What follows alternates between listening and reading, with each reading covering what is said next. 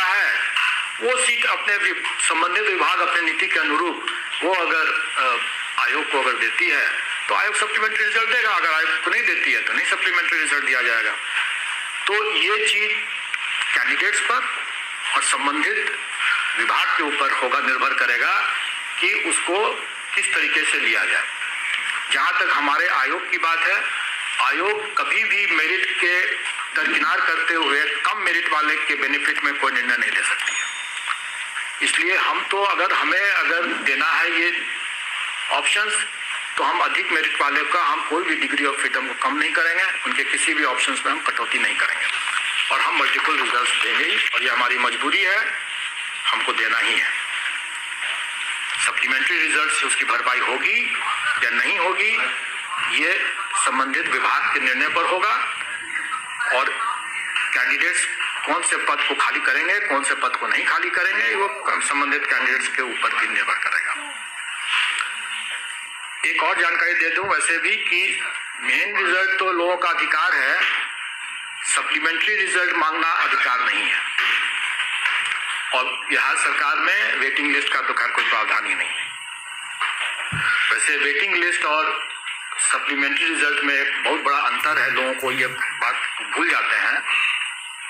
जब तक job offer नहीं दिया गया तब तक हमारे पास ही अधिकार है कि हम उसको परिवर्तित कर सकें, हम देख सकें कि डॉक्यूमेंट वेरिफिकेशन में जो छट गए हैं तो हम उसको हटा करके हम नया जॉब ऑफर नया लिस्ट बना सकते हैं। वो सप्लीमेंट्री रिजल्ट हुआ।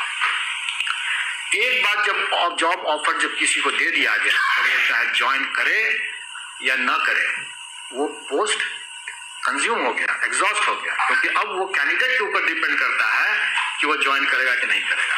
वो अब आपके हाथ में नहीं रहा, वो कैंडिडेट के हाथ में चला गया। और इसी में जो वेटिंग लिस्ट बनता है वो वेटिंग लिस्ट का सरकार में प्रावधान नहीं है। इसलिए यहां तक हम लोगों ने अपनी बातों को स्पष्ट कर दिया कि इसमें मल्टीपल रिजल्ट्स दिया ही जाएगा, वो हमारी मजबूरी है। और सप्लीमेंट्री रिजल्ट बनेगा नहीं बनेगा ये संबंधित विभाग के निर्णय पर डिपेंड करेगा। और हम लोग 90 रिजल्ट्स जो बनाना है हमें, ये हम अपनी सारी प्रक्रिया का पालन करके ही बनाएंगे। अभी हमारे कई ऐसे पेपर्स हैं जिसका कि फाइनल आंसर की नहीं आया है। आप जानते होंगे कि हमारा आयोग काफ़ी ट्रांसपेरेंट है और इसने अपनी SOP बना रखा है आंसर की के बारे में कि हम फर्स्ट प्रोविजनल निकालते हैं, सेकंड प्रोविजनल निकालते हैं और दोनों स्तर पर हम ऑब्जेक्शन इनवाइट करने के बाद उसकी प्रोसेसिंग करते जाते हैं और उस प्रोसेसिंग के बाद जब फाइनल आंसर की तैयार हो जाता है उसके बाद ही हम रिजल्ट निकालते हैं। तो हम लोगों ने आज आप लोगों को इसलिए इनवाइट किया कि हमारे कई मामले के हमारे होमवर्क तैयार हो चुके हैं, क्योंकि उसके पहले का हमारा बाकी जो बायोमेट्रिक अटेंडेंस सिस्टम से देखते हैं, हम कैंडिडेट्स को आइडेंटिफाई करते हैं, वो सब हम जो लिस्टिंग करते हैं कैंडिडेट्स को भी जो हम लोगों ने अभी ऑप्शंस दे रखा था।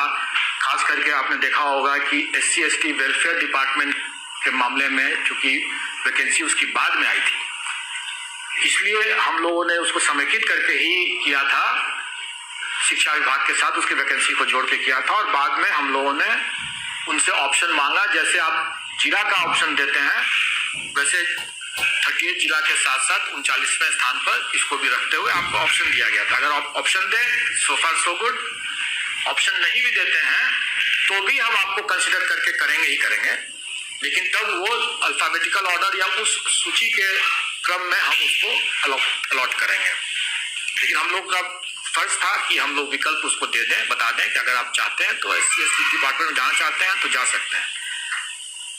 तो उसके हिसाब से वो ऑप्शन किया, तो उसका भी डेडलाइन खत्म हो चुका है, वो भी हमारे पास आ गए। तो ये सारे तथ्य जो हमारे पास आते हैं, इन आंकड़ों को हम एक साथ इकट्ठा करते हैं, उसमें देखते हैं और इसके हिसाब से जो हम अपना लिस्टिंग बनाते हैं, जो अपना होमवर्क करते हैं जिसको कहा जाए, वो हम कर चुके हैं।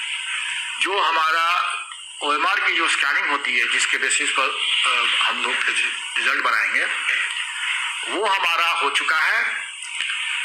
आंसर की हमारा अभी सभी सब पेपर्स का अभी फाइनल नहीं हुआ, उसकी प्रोसेसिंग चल रही है और बिना आंसर की के हम रिजल्ट नहीं देंगे। अब हमारे पास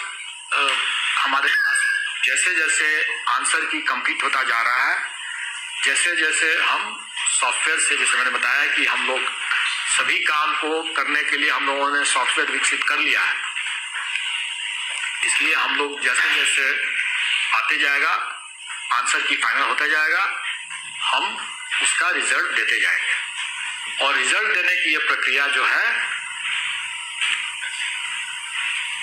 आज से ही प्रारंभ हो जाएगी।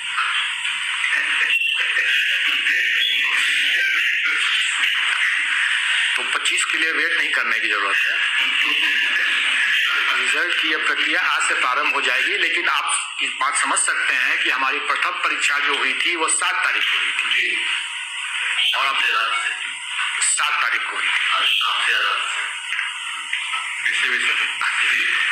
अब इतना फाइन ट्यूनिंग तो आप करना थोड़ा मुश्किल है मेरे लिए भी। ऑब्वियसली शुरू हो जाए, मैं ये नहीं कह रहा हूं कि अंत हो जाएगा, आज से शुरू हो जाए, क्योंकि अभी तो आप देखें कि अंतिम परीक्षा जो हमारी हुई है वो तो 18 तारीख को ही हुई है।